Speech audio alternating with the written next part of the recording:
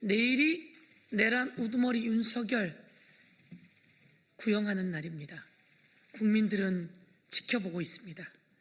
이와 관련해서 대한민국의 불법 비상계엄 있을 수 없는 일, 윤석열로 인해서 얼마나 많은 어려움이 왔는지, 그의 불법 비상계엄이 그대로 갔다면 그들이 갖고 나온 실탄으로 얼마나 많은 사람이 목숨을 잃었을지, 그리고 얼마나 많은 사람이 백령도 그리고 곳곳으로 끌려가 실종되었을지, 밀고 나온 탱크로 어떻게 많은 사람들이 생명을 잃었을지 모를 일입니다. 그런 와중에 국민이 여의도로 모여서, 그리고 더불어민주당, 조국혁신당 등의 국회의원들이 와서 비상계엄을 해제시켜서 지금 일상으로 돌아왔습니다. 내일 내란 우두머리 윤석열에 대한 제대로 된 법정 최고형 구형을 촉구하는 기자회견을 하겠습니다. 내란 우두머리 윤석열 헌정 파괴의 책임을 물어 사형을 구형해야 합니다. 일말의 반성 없이 궤변으로 일관한 전두환과 똑 닮은 윤석열, 관용 없는 법치주의 법정 최고형 구형은 국민의 명령입니다. 특검은 조은석 특검은 조은석 특검은 윤석열 내란 우두머리에게 법정형 최고형 사형을 구형해야 할 것입니다. 국민의 명령입니다. 2024년 12월 3일 대한민국은 멈췄습니다. 총을 앞세운 군인들이 민의의 전당인 국회를 유린했고 국민의 기본권은 한순간에 정지되었습니다.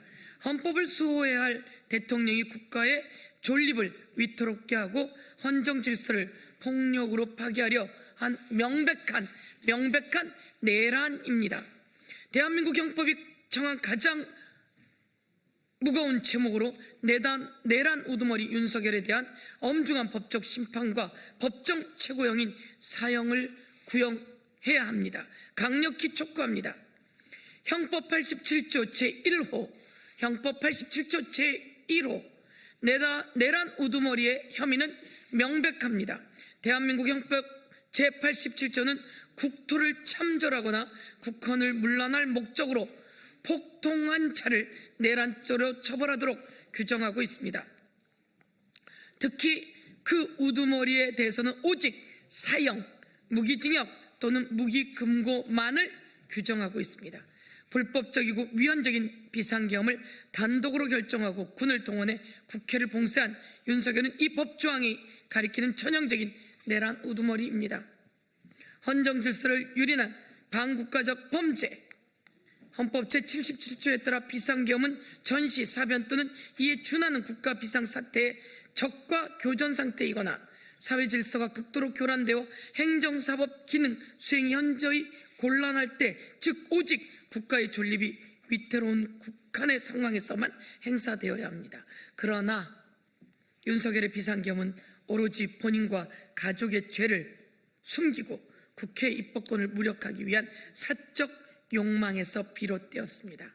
이는 국민이 부여한 군 통수권을 국민과 헌법을 향해 휘두른 반국가적 반란 행위입니다. 뒤이어서는 최혁진 의원님께서, 그리고 마무리는 이성윤 의원님께서 해주시겠습니다. 관용 없는 법치주의 법정 최고형 구형은 국민의 명령입니다. 과거 우리는 12.12 군사반란의 주역들을 법정에 세워 내란죄로 단죄한 역사가 있습니다.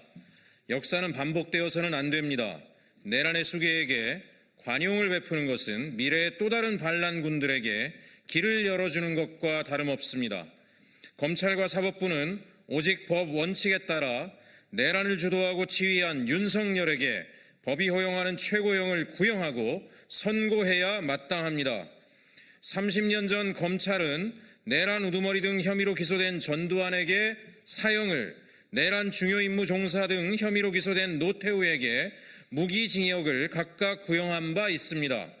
당시 검찰은 이들 사건은 관련 피고인들이 국가 권력을 불법적으로 이용하여 군의 통수체계 및 민주헌정 질서를 뿌리채 와해시키고 건전한 경제구조를 왜곡시킴으로써 국민 모두에게 쉽게 치유될 수 없는 상처를 안겨주고 역사의 수레바퀴를 오욕과 퇴보의 늪으로 떨어뜨린 반국가적, 반역사적 범죄라고 질타했습니다. 윤석열의 내란과 일맥상통하지 않습니까? 일말의 반성 없이 궤변으로 일관한 전두환과 똑 닮은 윤석열입니다. 30년 전 전두환도 자신의 범행을 합리화하고 정당화했습니다. 하지만 검찰은 이를 단죄했습니다. 검찰은 국가의 최고 통치자로서 국민의 생명과 재산을 지키고 국가와 사회의 기강을 확립해 주기를 바라는 우리 국민 모두의 신의를 저버린 채 상상하기조차 어려운 대규모의 부정축제를 한 사실이 드러난 이제 우리는 과연 피고인이 대통령으로서 국가 운영은 뒤로 한 채 개인 치부에만 열중한 것이 아닌지 의심하지 않을 수 없습니다. 그럼에도 불구하고 피고인은 일말의 이유침 없이 억지와 변명으로 자신의 범행을 합리화하려는 태도로 일관하는 등 정상에 참작할 사정이 전혀 없다면서 사형이라는 극형을 재판부에 요청했고 사형이 선고됐습니다.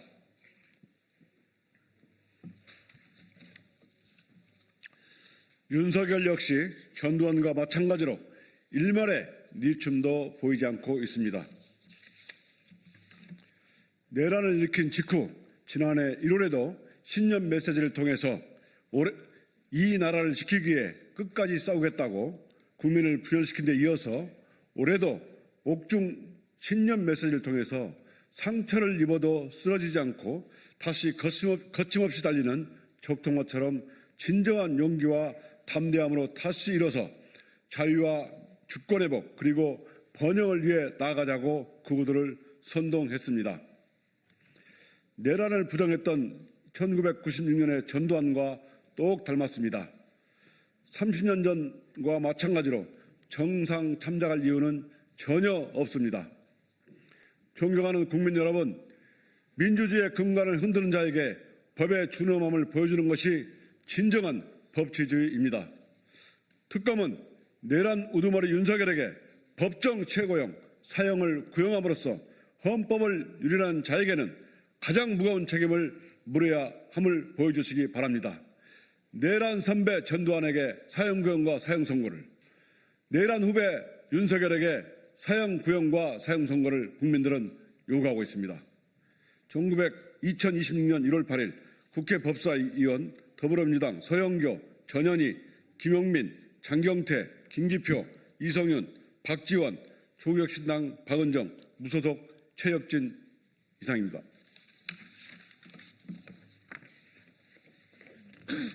이게 형법 제87조 내란에 관한 내용입니다.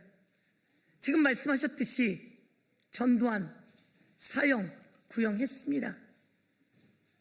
그리고 법원에서도 사형을 선고했습니다. 2026년입니다. 조은석 특검에게 강력히 촉구합니다. 윤석열은 법정 최고형인 사형 구형하십시오. 국회 법사위원들의 이름으로 강력히 촉구합니다.